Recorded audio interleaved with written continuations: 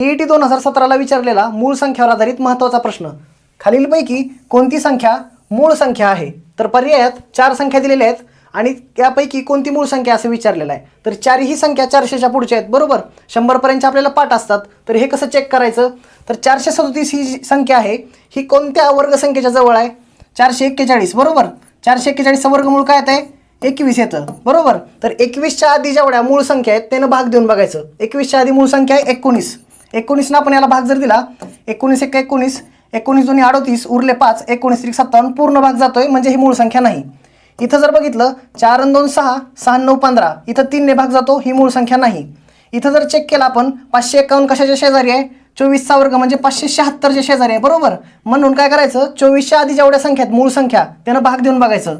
23 जर भाग दिला, 23 2 46, उरले 5, 23 भाग जात नाही. आपण काय चेक करू आता? 19 भाग जाते का? 19 जर भाग घातला, 19 2 38, उरले 17, 19 9 171, म्हणजे 19 या संख्येला पूर्ण भाग जातो. तर उरलं फक्त 541, ही मूळ संख्या असणार आहे. तर अशाच प्रकारचं एक उदाहरण आहे, याचं उत्तर तुम्ही कमेंट करून सांगा.